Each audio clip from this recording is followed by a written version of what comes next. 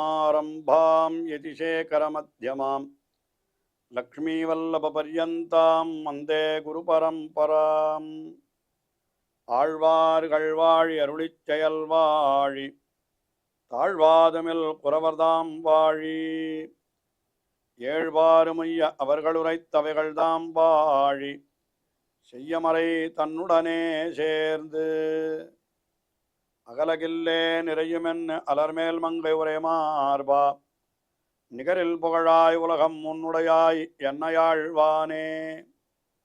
நிகரில் அமரர் முனிக்கணங்கள் விரும்பும் திருவேங்கடத்தானே புகழொன்னில்லாவடியேன் உன்னடிக்கீழமர்ந்து புகுந்தேனே.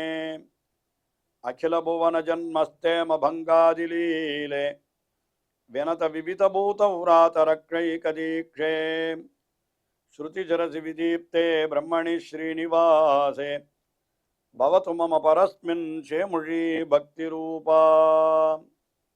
ஸ்ரீமான் வெங்கடநாதார்ய கவிதார்க்கிககேசரி வேதாந்தாச்சார்யவர்யோ மே சந்நிதத்தாம் சதா ஹிருதி. ஸ்ரீரங்கநாதனுடைய பாதுகைகளை குறித்து ஒரே இரவிலே 1000 ஸ்லோகங்களை கொண்ட பாதுகா சகஸ்ரம் என்கிற அற்புதமான ஸ்தோத்திரத்தை அருளி செய்துள்ளார் வேதாந்த தேசிகன். இந்த ஸ்தோத்திரத்தினுடைய ஒவ்வொரு ஸ்லோகத்திலேயும் அந்த பாதுகையினுடைய பெருமையானது ஒவ்வொரு விதமாக வர்ணிக்கப்பட்டு வருகிறது.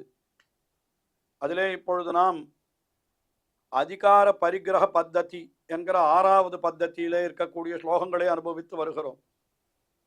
அதாவது அயோத்தியா சாம்ராஜ்யத்தினுடைய ராஜாவாக பட்டாபிஷேகம் செய்யப்பட்டு எழுந்தருளி இருக்கிற நிலை அது. அதிகார பரிகிரகம், அதிகாரத்தை ஏற்றுக்கொண்டு அப்படி வீற்றிருக்கின்ற அந்த நிலையில இருக்கக்கூடிய அந்த பாதுகையினுடைய பெருமை, அதிலே இருக்கக்கூடிய நுட்பங்கள், அவற்றையெல்லாம் இந்த பத்ததியிலே தெரிவிக்கிறார். பாதுகா சாஸ்திரத்துடைய 177வது ஸ்லோகம். இந்த ஸ்லோகத்திலே என்ன தெரிவிக்கிறார் என்று பார்த்தால், எல்லா சாம்ராஜ்யங்களையும், அதாவது அயோத்தியை சாம்ராஜ்யத்திலே கோசல தேசத்தினுடைய பட்டாபிஷேக சிம்மாசனத்திலே எழுந்தருளி இருக்கின்ற இந்த பாதுகையினுடைய துணையாலே, அந்த பாதுகையினுடைய கட்டாட்சத்தாலே பரதாழ்வான் விரோதி அரசர்கள் அத்தனை பேரையும் ஜெயித்து விட்டார், எல்லாரும் இவருக்கு அடிபணிந்து கிடந்தார்கள் என்று அந்த அர்த்தத்தை இந்த ஸ்லோகத்திலே தெரிவிக்கிறார்.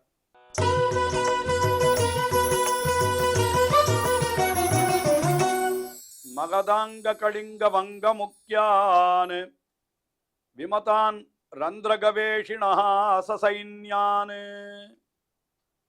ரகுபுங்கவ பாதுகே விஜிக்யே பரத சாசனம் உத்வகன் பவத்யாஹ. ஹே ரகுபுங்கவ பாதுகே.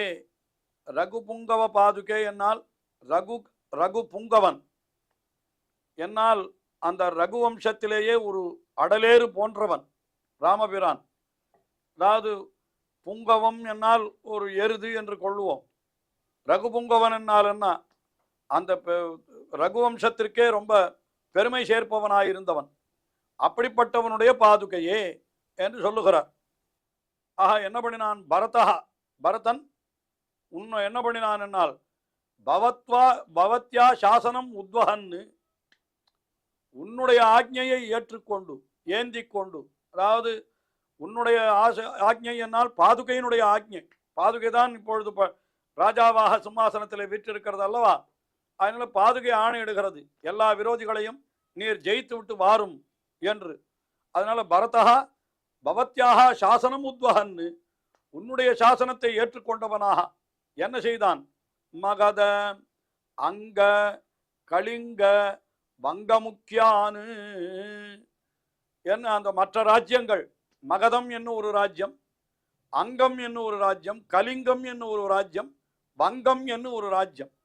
இதெல்லாம் 4. இப்பொழுதும் கூட அவைகளெல்லாம் வெவ்வேறு பெயரிலே வழங்க. வங்கம் என்னால் இன்றைக்கும் வங்கம் என்கிறது ஒரு நம்முடைய தேசத்தினுடைய ஒரு மாநிலமாக இருக்கிறது.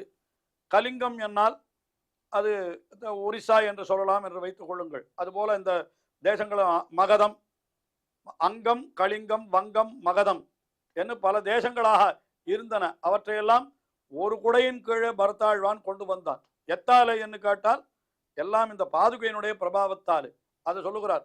ஆஹா, மகத அங்க கலிங்க வங்க முக்கியான் விமதான்.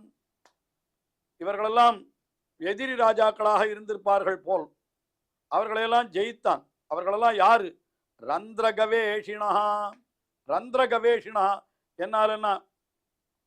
ஏதாவது இடைஞ்சல் செய்ய முடியுமா என்று சமயம் பார்த்து திரிகிறார்களாம் அவர்கள். ரந்திர கவேஷனா, எப்பொழுது அதாவது இவர்களுக்கு இடைஞ்சல் செய்யலாம், உபத்திரவம் பண்ணலாம் என்று சமயம் பார்த்து கொண்டிருக்கிறார்கள். அப்படிப்பட்டவர்கள் எல்லாம் எப்படிப்பட்டவர்கள்? சசைன்யானு, நல்ல சைன்யத்தோடு கூடியவர்களாக அவர்கள் இருந்தார்கள்.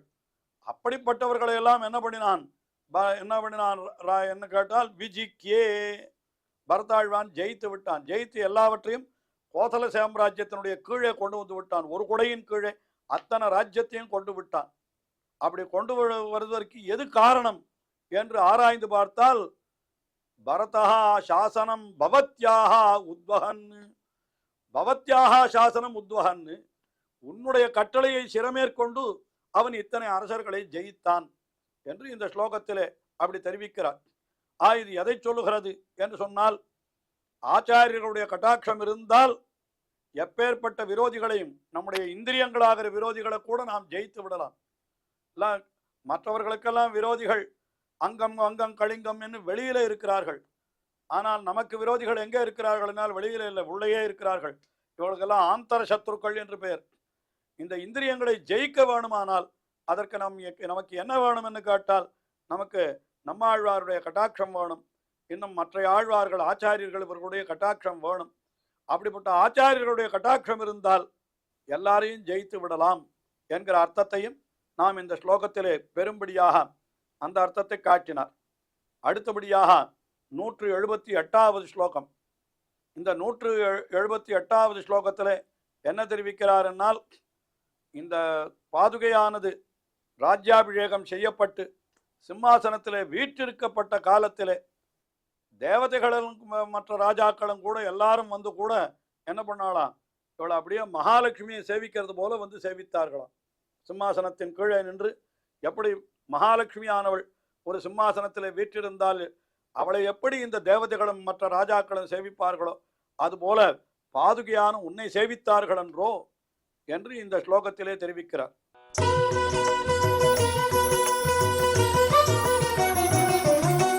அனிதரவகனீயம் மந்திரிமுக்கியைஹி யதா தத் त्वयि विनिहितम् आसीत् सूर्यवंशादिराज्यम् रघुपतिपदरक्षे रत्नपीठे तदानीं श्रियमिव ददृशुः त्वां सादरं लोकपालाः.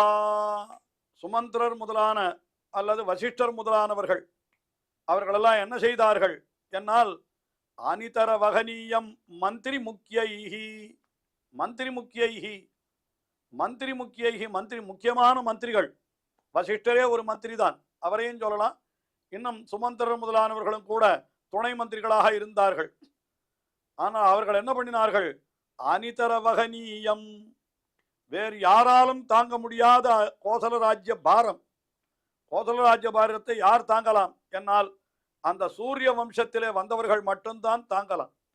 சூரிய வம்சத்திலே வந்தவர்கள் என்னால் ஏற்கனவே சொன்னது போல அஜன், ரகு, திலீபன் இது போன்ற ராஜாக்கள், தசரதன் போன்ற ராஜாக்கள், அந்த வரிசையிலே ராமபிரான் தாங்க வேண்டும். ஆனால் அப்படிப்பட்ட சூரிய வம்சாதி ராஜ்யம், அந்த ஆதிராஜ்யத்தை கடைசியில் யாரிடத்திலே கொடுத்தார்கள் அந்த மந்திரிகள், உன்னிடத்திலே துவயி வினிகிதமா ஆசீத்து, உன்னிடத்திலே வைக்கப்பட்டதாக ஆயிற்று அந்த மந்திரிகளாலே.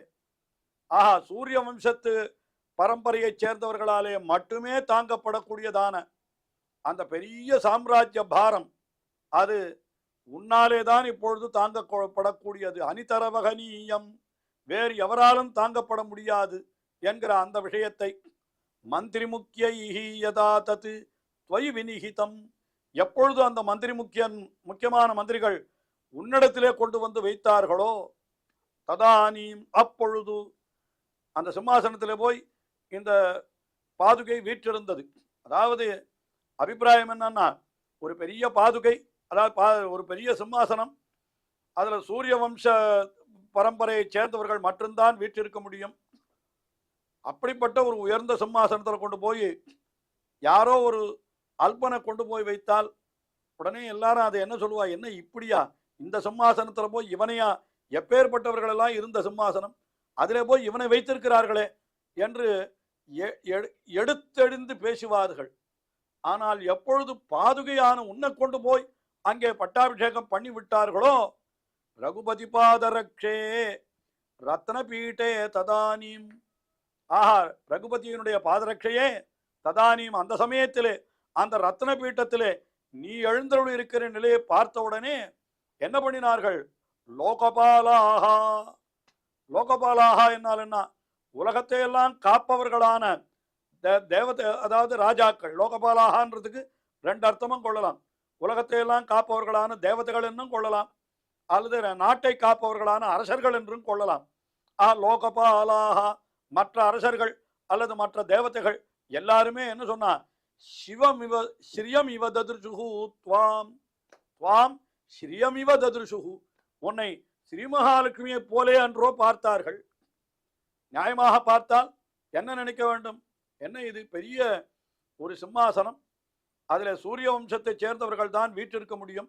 எப்பேற்பட்டவர்கள், ரகு மகாராஜன், அஜமகாராஜன், திலீபன், அதே போல தசரதன் என்று இவர்களெல்லாம் வீற்றிருந்த சிம்மாசனத்தில் ஒரு பாதுகையா வீற்றிருப்பது என்றென்றோ நினைக்க வேண்டும். ஆனால் அப்படி நினைக்கக்கூடியதா அந்த பாதுகை? பாதுகை என்கிறது எப்படிப்பட்டது, ராமபிரானை காட்டிலும் உயர்ந்தது அல்லவா?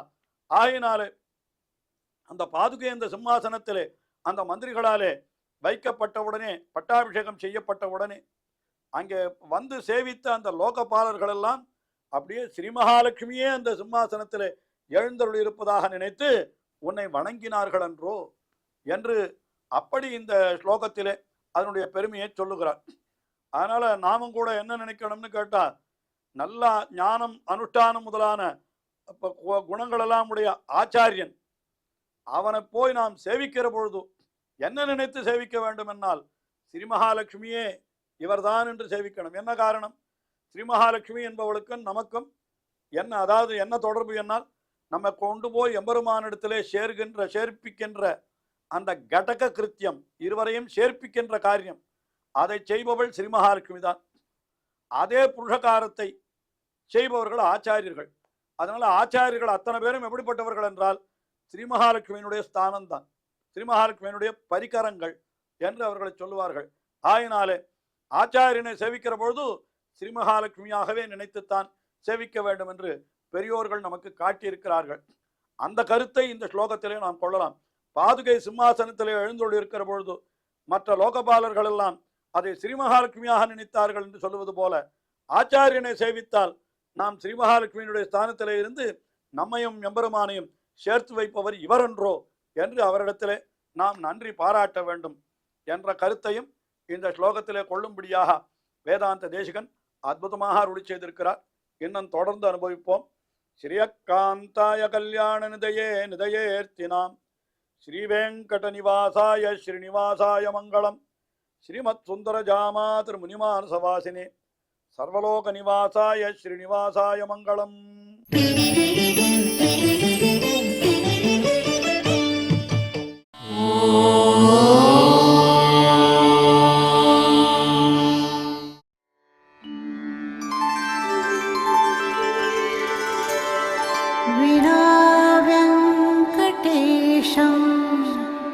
ननाथो ननाथः सदा वेङ्कटेशं स्मरामि स्मरामि. हरे वेङ्कटेश प्रसीद प्रसीद. प्रियं वेङ्कटेश प्रयच्छ प्रयच्छ.